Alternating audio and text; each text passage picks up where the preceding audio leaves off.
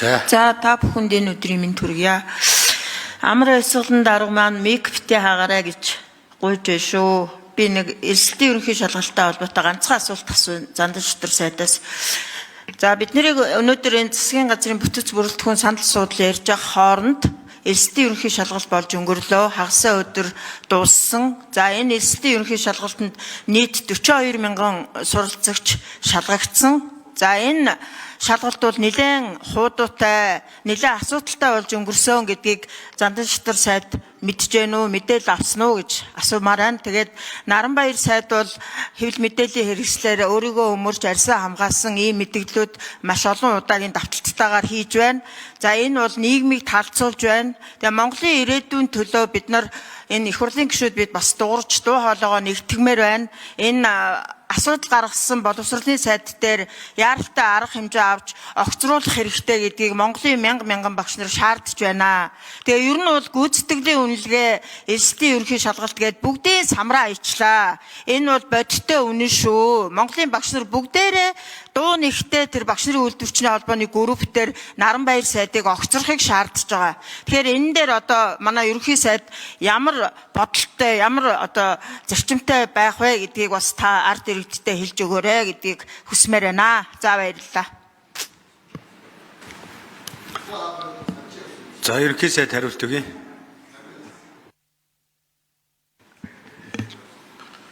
За элсэлтийн ерөнхий шалгалттай холбоотойгоор нийгэмд үүсэж байгаа яриа шүүмжлэлтэй холбогдуулан боловсрол шинжилгээ ухааны боловсролын яамд үүрэг өгч энэ асуудлын талаар сайд нэг хэн шалгаад өнөөдөр хэвлэлийн баг хурлын тодорхой мэдээлэл холбогдох газрууд өгсөн байгаа.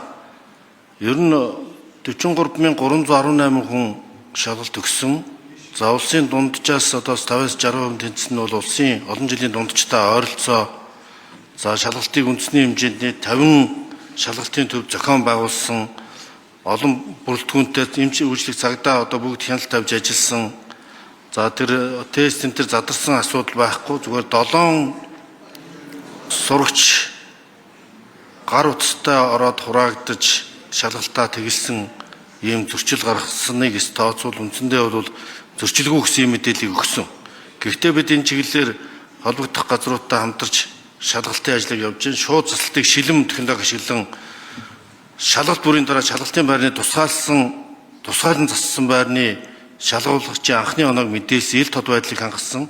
За энэ бүх мэдээллийг боловсролын үнэлгээний төв дээр ил тод болгосон. Энийг ард түмний өмнө ил тод нээлттэй байгаа. Ингээ хэвтэ харилцааны тогтолцоо үнэхээр алдаа тутгал гарсан бол тэр холбогдох хүмүүст хариуцлах тооцоог сайдад болон холбогдох газар үүрэг даалгавар өгсөн байгаа. Энэ талаар илүү тодорхой мэдээллийг сайд нь өгсөн зүг бахаа гэж бодож байна. Наранбаяр сайд хариулна. За Наранбаяр сайд нэмж хариулъя.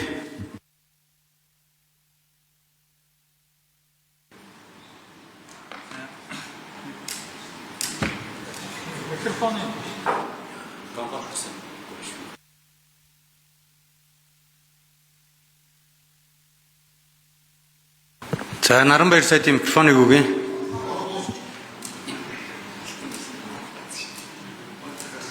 За баярлалаа, энэ асуудалд бас нэмж хариулъя. Тэгэхээр зэрэг ямар нэгэн байдлаар бол материал задраагүй яг л явдгаараа явсан. За түүний зэрэгцээ бүх шалгалтын яг 10 төрлийн шалгалт бүгдийг ил тавьсан байгаа. За тэгээ эхнээсээ бол багш нар бол энэ ерөнхийдөө жилд ирдэг энэ дундчтайгаа адилах ийм агуулгын хувьд бол ийм байна гэсэн ийм дүгнэлтүүдийг өгч байна. Ерөөсөө энэ нууц байдлыг бол маш сайн хадгалсан. Шалгалтын өмнөх. Шалгалт явсны дараа бол ил тавиад олон хүний бас эргэлзээг тайлах нь зүйтэй гэсэн. Нодлон жил бол 7 дугаар сард бид ил тавьж ирсэн. Энэ жил бол бид бол энэ одоо шалгалт явагдаад тэр даруй 2 дараа өдөр нь ингээд тавьж байгаа. Ийм байна. Хоёрдугаарт тэр гүйцэтгэлийн үнэлгээтэй холбоотой асуудлыг ярьж байна. Яг үндэ бол 37 мянган багшаас гүйцэтгэлийн үнэлгээг нь аваад гүйцэтгэлийн үнэлгээ бол өөрөө эерэг үр дүн үзүүлээд байгааг хэлээд байгаа шүү дээ. Илүү одоо цөм хөтлөөр хэрэгжүүлээ, илүү хүүхдтэй хүргэе. Ингээд гүйцэтгэлийн үнэлгээгээ 4 төвшөнд үнэлүүлсэн урамшуул авдаг 5 төвшөнд авч чадахгүй. Ингээд бас энэ сайн ажиллаж байгаа багш нь илүү гүйцэтгэлийнхаа үнэлгээгээр үнэлүүлээд явдаг ийм л тогтолцоо үйлчилж байгаа.